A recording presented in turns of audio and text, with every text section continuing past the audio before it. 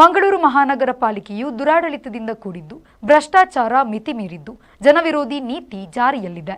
ಆಡಳಿತ ಸಂಪೂರ್ಣ ವೈಫಲ್ಯ ಅನುಭವಿಸಿದ್ದು, ಮಂಗಳೂರು ಮಹಾನಗರ ಪಾಲಿಕೆಯ ದುರಾಡಳಿತ ಕೊನೆಯಾಗಬೇಕು ಎಂದು ಆಗ್ರಹಿಸಿ ಬಿಜೆಪಿ ಮಂಗಳೂರು ನಗರ ದಕ್ಷಿಣ ಮತ್ತು ಉತ್ತರ ಮಂಡಲದ ನೇತೃತ್ವದಲ್ಲಿ ಮಂಗಳೂರು ಮಹಾನಗರ ಪಾಲಿಕೆಯ ಮುಂಭಾಗದಲ್ಲಿ ಪ್ರತಿಭಟನೆ ನಡೆಯಿತು.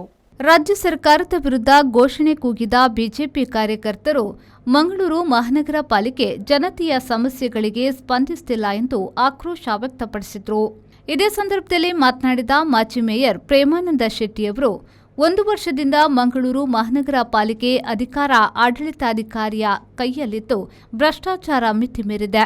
ಜನರ ಯಾವುದೇ ಸಮಸ್ಯೆಗಳಿಗೆ ಪಾಲಿಕೆಯಿಂದ ಸ್ಪಂದನೆ ವ್ಯಕ್ತವಾಗುತ್ತಿಲ್ಲ ಎಂದು ಆರೋಪಿಸಿದರು.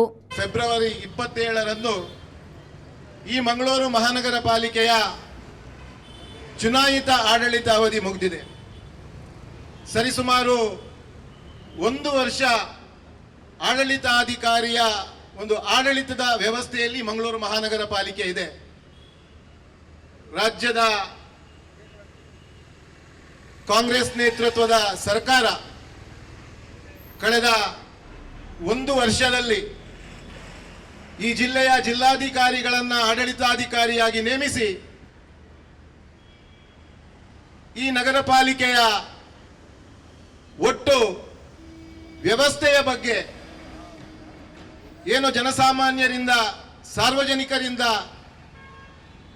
ಇಲ್ಲಿ ನಡೆಯುವಂತಹ ದುರಾಡಳಿತ ಇರ್ಬೋದು, ಅವ್ಯವಸ್ಥೆ ಇರ್ಬೋದು, ಭ್ರಷ್ಟಾಚಾರಗಳಿರ್ಬೋದು, ಇದೆಲ್ಲದ ಒಂದು ದೂರುಗಳಿಗೆ ಒಂದು ಸ್ಪಂದನೆಯನ್ನು ನೀಡುವ ನಿಟ್ಟಿನಲ್ಲಿ ಒಂದು ರಾಷ್ಟ್ರೀಯ ರಾಜಕೀಯ ಪಕ್ಷವಾಗಿ ಭಾರತೀಯ ಜನತಾ ಪಾರ್ಟಿ ಇವತ್ತು ಈ ಜಿಲ್ಲೆಯ ಈ 2 ಮಂಡಲಗಳ ಈ ಸಂದರ್ಭದಲ್ಲಿ ಬಿಜೆಪಿ ಮುಖಂಡ ರಾಜೇಶ್ ಕೊಟ್ಟಾರಿ, ವಿಧಾನ ಪರಿಷತ್ನ ಮಾಜಿ ಸದಸ್ಯ ಕೆ ಮೋನಪ್ಪ ಭಂಡಾರಿ, ಮಾಜಿ ಮೇಯರ್ ಮನೋಜ್ ಕುಮಾರ್ ಕೋಡಿಕಲ್ ಮತ್ತಿತರರು ಪ್ರತಿಭಟನೆಯನ್ನ ಉದ್ದೇಶಿಸಿ ಮಾತನಾಡಿದರು.